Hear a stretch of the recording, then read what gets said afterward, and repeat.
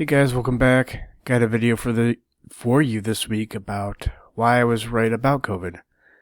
Not because I'm some genius epidemiologist or anything like that, but I applied a few heuristics here and there, a few heuristics that I apply in therapy, right, that I use in my therapy that ended up serving me very well, predicting what would happen in COVID. I mean, go back to March 2020. It's been about 3 years now. So go back to March 2020 and everything that I was saying in that video, which I received some flack for. I mean, not too much flack. Not as much flack as I receive in my anti-MGTOW videos.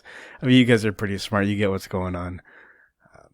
But I did get a lot of pushback on that video to give you an idea where the culture was at the time. But I saw what was going on, and again, I'm not some epidemiologist, I'm not a doctor, but I had these heuristics, these mental general guidelines, these mental models that I applied to this situation of COVID, and I said, here's what's going to happen, and here's why not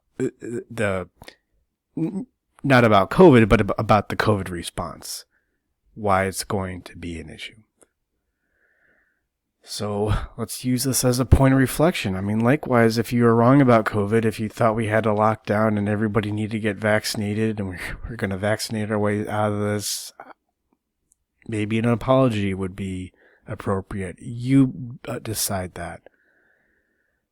If you're wrong, but if you're right, like I was right, not that I'm right about everything, but I was definitely right about this. Everything I was wrong about, we just ignore that. That's fine. Don't worry about that. But I was right about this before a lot of other people were. So let's talk about it. I wouldn't even be talking about it but I think, because I apply these principles, because I looked at what was going on with COVID and the response. I treated America, I treated the West, or even the world, given the scope of the COVID issue, I treated it like an individual client in the clinic. So I was able to see what was going on because I think the model that I use for treating people with their emotional issues is just that good. So context. We'll just lay out some questions, general points that we're going to get to. Then what I saw in 2020, 2021, and then my two heuristics were what I saw in academia with CRT and CBT.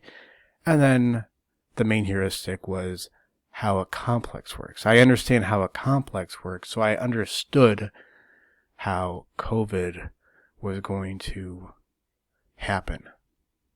Then we're going to take all this information and apply it, how to change. How you really need to change. How you really need to address a pandemic, of this scale at least, is going to shed a lot of insight in what we need to do to change. So context here for this video is I was right about COVID by mid-March.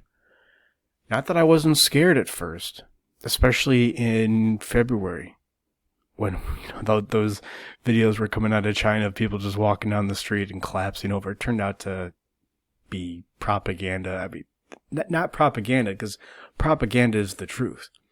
Propaganda is facts. It's facts. It's certain facts that convey a certain kind of reality that you want to communicate to people. So this was just a lie to say that this was COVID. I mean, maybe this guy did have COVID and he did collapse. It probably wasn't because of the COVID, though. And it said 2% death rate. That was the initial statistics that came out of China. It's like, whoa, this could be really bad if 2% of Americans die. I mean, that's millions of people. But I started to look at the statistics, and we're going to talk about this more in the next part and what I saw. I started to look at the statistics, and I realized, I think I see what's going on here. And it's very much, the example is, when you're 18 years old and you move to the big city for college, and you come across your first homeless guy, and he gives you this elaborate story about how he needs to catch a bus to go back to some town where his uncle's sister's cousin's former roommate is having this party and he needs to be there to do this one certain thing. You'd think, oh, wow, you are in a unfortunate circumstance here, mister. Oh, yeah, let me help you. Oh, boy. Then after a few months, you realize, oh, this is what homeless people do. And then maybe you learn more about addicts and you realize this is what addicts do, is addicts lie. And in fact, a high IQ in addicts can actually deter them from getting sober because they're good at lying. And so they could lose all their enablers, but they'll surround themselves with more because they're, they tend to be better at lying. Not that if you have a high IQ, you're necessarily going to lie. I'm not saying that. So that's my main point here is I have these points to make, and COVID demonstrated it quite well for me. My secondary and tertiary points are psychology is political. It always has been political. How you view the individual is how you view society, how you view a collection of those individuals. I mean, this is something that kind of left a bad taste in my mouth when I got to graduate school because I saw it as overtly political, but they make a good point in that, look, psychological implications, our view of the human individual is going to tell us what to do with that individual. Classic example, how you view a gorilla. What is a gorilla's nature? Well, that's going to tell you how to set up his habitat in the zoo. How you view man's nature is going to tell you how to set up his habitat, and that is politics. And this is also a response to guys who think that neurosis is something you can simply deadlift yourself out of. Maybe you can to some degree, right? And I get if you feel depressed, deadlifts will make you feel better. If you have depression, it won't. If deadlifts cured, so to speak, the depression, then it wasn't depression. It was just you felt bad because your girlfriend broke up with you. Yeah, we all feel bad when our girlfriend breaks up with us. It doesn't mean you're depressed. And I think the error that those kind of mindset bros make is very similar to the error that people make, that our leaders made. Our leaders are a reflection of us. So I don't want to scapegoat them and say that they're the sociopaths. I think that they exist to fill in what we are unconscious of as a society. So this isn't to criticize them or any one person in particular, but I noticed something happening during COVID. Saw it quite soon because I'm so smart. And if I can use this to talk about psychology, then I will. Okay. So what I saw happen, this is my reality, my lived experience. What I saw in 2020 is that there was a virus and a lot of hype around it, and people were scared. Like I said, before, 2% of people were dying. And I looked at that statistics and I thought, yeah, that's really bad. That could be really bad. If 2% of Americans died, this will be a tragedy. And, we were living in the Bay Area at the time. And I remember we went up to living in San Mateo, and we went up to San Francisco. We were going to go up to San Francisco, Chinatown for dinner. And this was February 2020, and I remember talking with my wife, wait, should we even go? Because this virus could be really bad. So why don't we just stay home? I wasn't really considered seriously, but I remember having that conversation. Just to let you know where I was in February 2020, then I would guess early March 2020 because I released my first video on COVID. Not that I'm going to keep talking about COVID. That's not what this channel is about, but every 3 years, sure. And then I saw statistics. I saw more nuanced statistics. The one from that cruise where there were a lot of old people and 2% of those people died. And then you begin to tease the statistics apart and realize, oh, this doesn't affect everybody. This affects old people. Okay, so maybe what we need to do is, this virus is real. It's not, some psyop. But it's not even close to the level of virus that would merit us shutting down the economy and doing the lockdown. But nobody really talked about that. It was, we're all in this together. We need to shut down the entire economy. And it was a complete overreach. We'll talk more about this, but this is what I saw. Then what I saw is there was an inability to have a different opinion on it. There was people apologizing. I mean, I remember Zuby, that guy on Twitter. Zuby, he came out and he said, look, guys, this is just a virus. This is just a flu. It's no big deal. This just affects old people. And then a few weeks later, he apologized on Twitter and he said I was wrong for that. And I imagine he got a lot of hate from people who are his followers, who now complain about the government overreach. Well, guess what? You were scared. And because you were scared, the government went in and took possession of your lives. That's what they do. You gave them an opportunity to do that, and that's what they do. This is what neurosis does, by the way. We're going to talk about it. And a lot of claims were made without evidence. The mask thing, there was no evidence. Remember that diagram of a surgical mask and the webbing, and then it showed, or the distance between the webbing, and then it showed the size of the COVID virus, and it was a lot smaller than the opening and the webbing of a surgical mask. I mean, we saw that, but we were still told to wear masks. We didn't really know. We said, well, maybe it won't hurt. Yeah, maybe it will, because we need to see each other's faces. The social distancing lockdown, remember that? We're going to flatten the curve.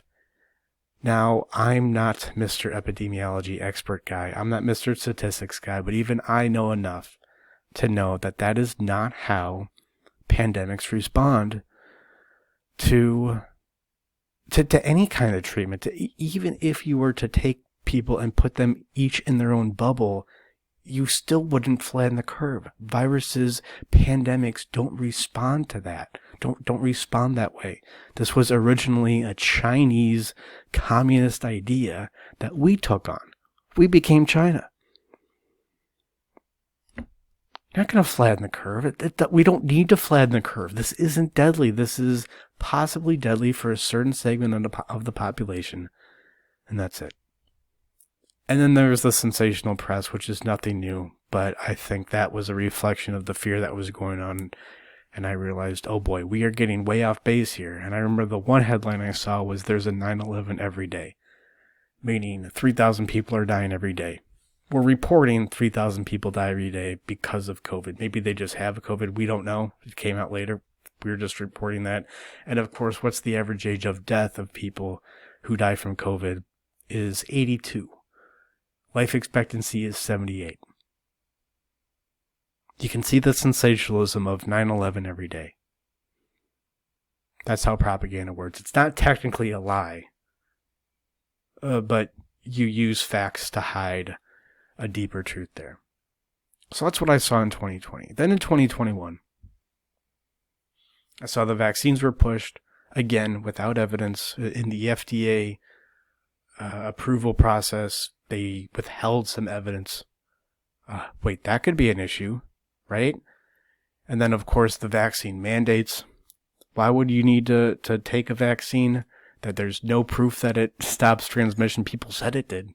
Remember, everybody got in the news and people said it did, but there was really no proof that it stopped transmission. There were...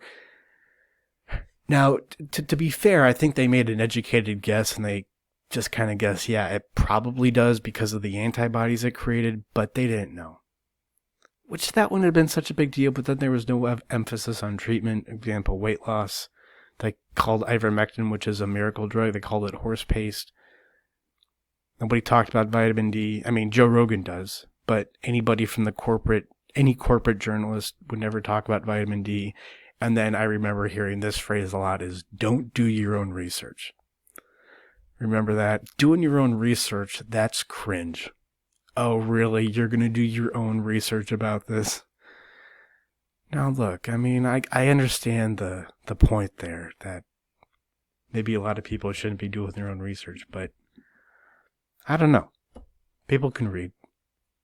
And just because Rachel Maddow says something or Sean Hannity says something, this isn't like a political... I mean, that's the sad part about this, and you may make inferences about my political views based on what I'm saying here. You would probably be wrong, maybe, possibly. It doesn't matter.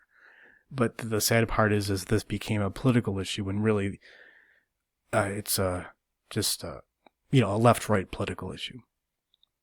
So what are heuristics I use to kind of suss out, to pick up on these facts and to see, yeah, I think this is a power grab. I think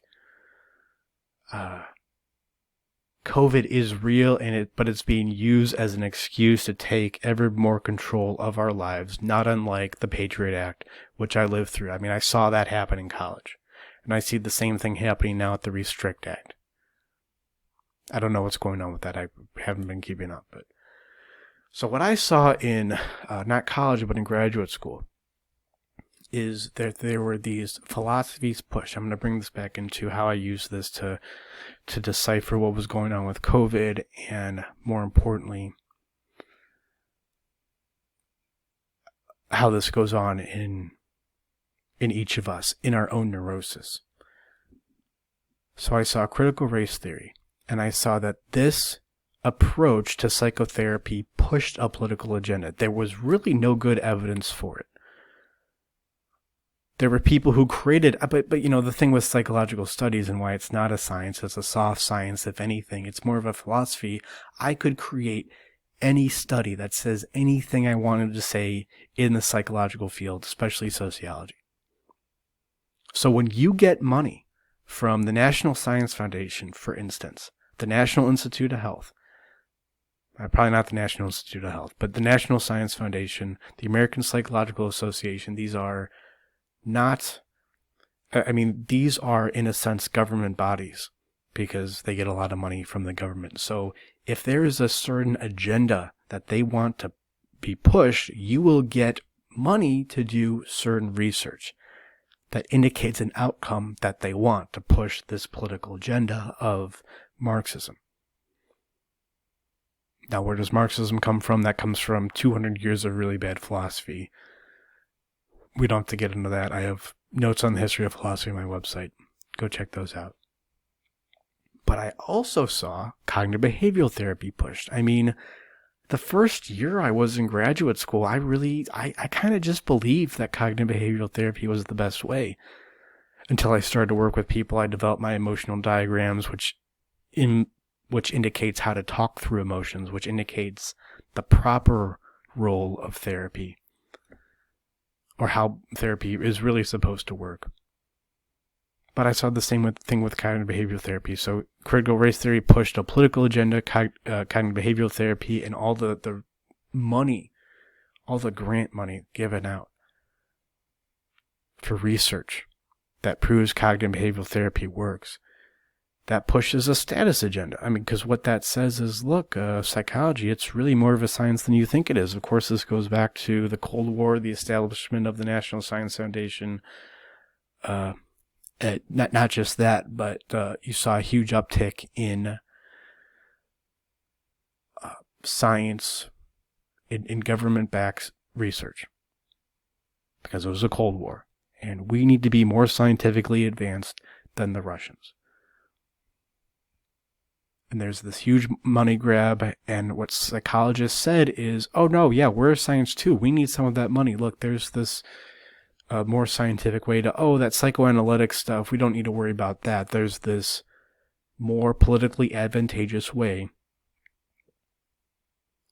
to present psychology, so that's what we're going to do to get more money, to get more, free money from the government. And this goes into a phenomenon, I'll bring it up later, about, you create enough hammers, and the hammers in organizations start looking for nails. They start looking for nails to hammer in, and that's how you get a bureaucracy.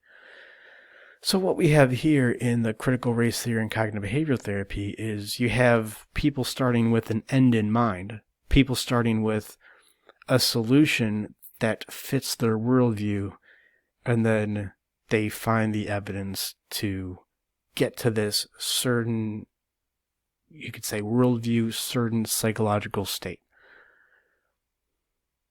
And that's why really smart people even can go really wrong, and why just because a scientific study says something, I mean, especially in psychology, especially sociology, it doesn't necessarily indicate the truth. And this is what I saw happening with COVID.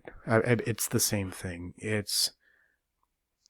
There are organizations that could potentially profit a lot if the solution to this virus is one particular treatment, not a treatment, but a prevention, supposedly the vaccine. Certain institutions can make a lot of money. And boy, you look at it and it's just like academia. It's like partly private like Pfizer. It's partly private, but also it's run by the government. And they receive decrees, they receive their standards of care and practice from the government. These are essentially government institutions. It's technically fascism. It's the perfect blend of the corporate world and the government world. Now, if you're on the right, if you tend to be more right-wing, you'll criticize them as government entities. If you tend to be left-wing, you'll criticize them as corporate entities. You're both right.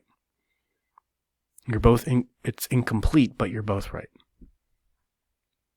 So now we're going to talk about how a complex works. And what a complex is, to put it simply, is reality compensation. We cannot engage with reality in a healthy way. We cannot get our needs met. First, identifying our healthy needs. That's number one. And we cannot get those needs met in a healthy way. We have too much anxiety that gets in the way, or we are not in touch enough with anger to drive us forward. Anger being the motivation emotion to drive us forward. So getting our needs met in a healthy way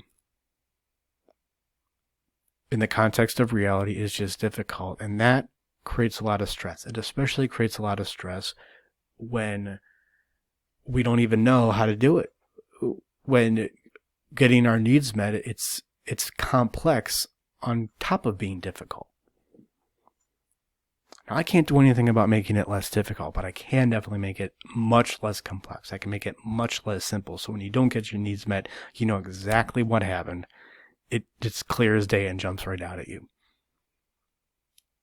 But when it's difficult, when it's too complex, when you go to see a therapist and they say, well, nobody really knows what emotions are anyways, then you're going to be very likely to self-soothe. When you don't understand a problem for what it is, and you try to fix it, the solution is always iatrogenic. This is a Jungian word, but I was listening to Michael Schellenberger, which is probably also got this idea because they were talking about COVID on that.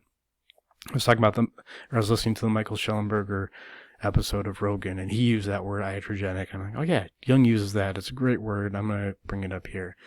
The solution is iatrogenic, which means the solution perpetuates the disease.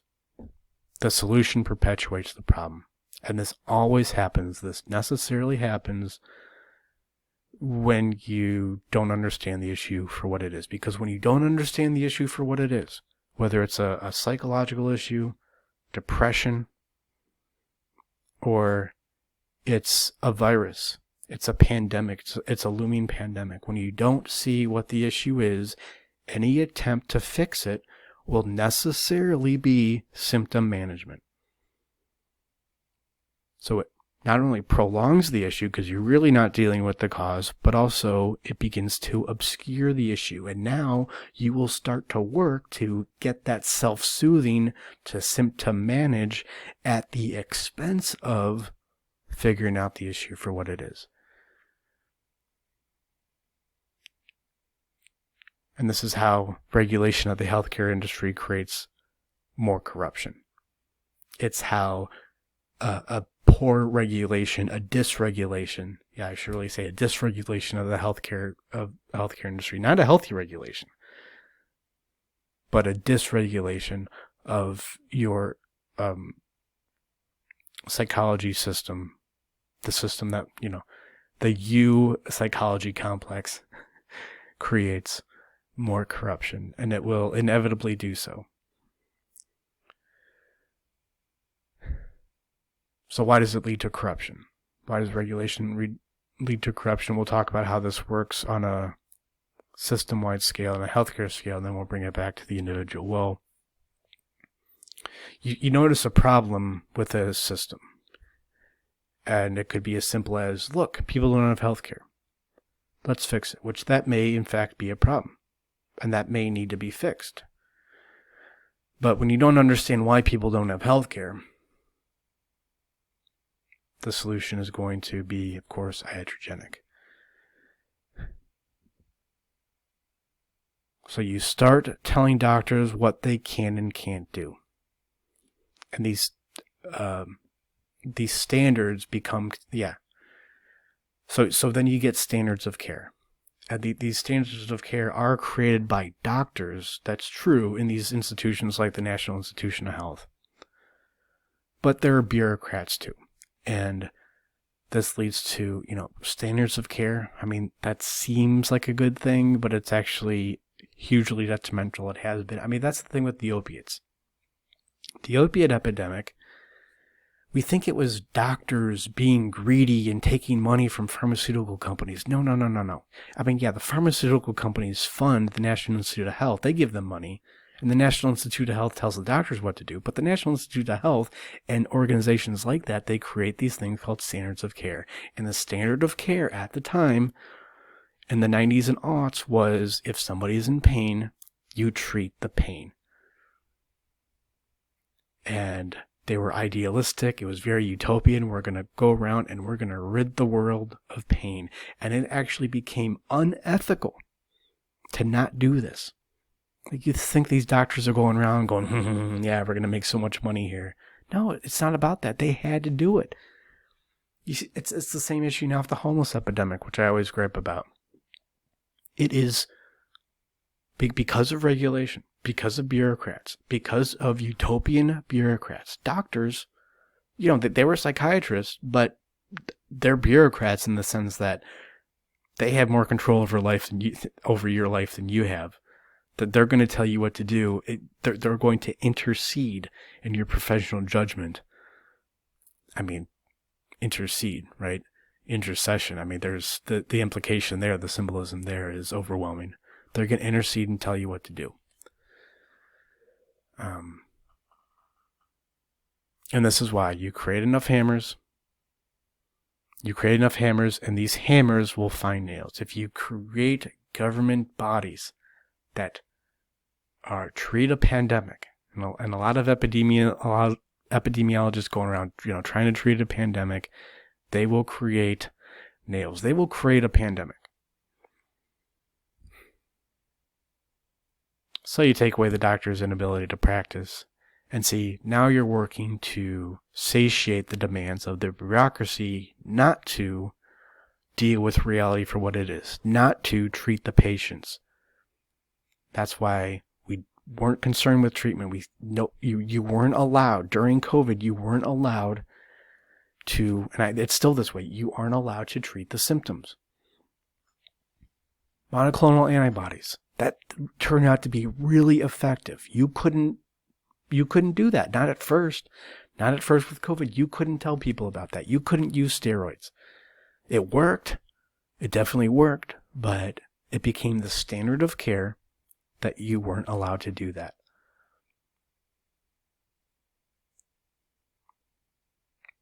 And this is how neurosis works. This is exactly how neurosis works. You have this problem. You don't know how to manage. Let's say it's depression.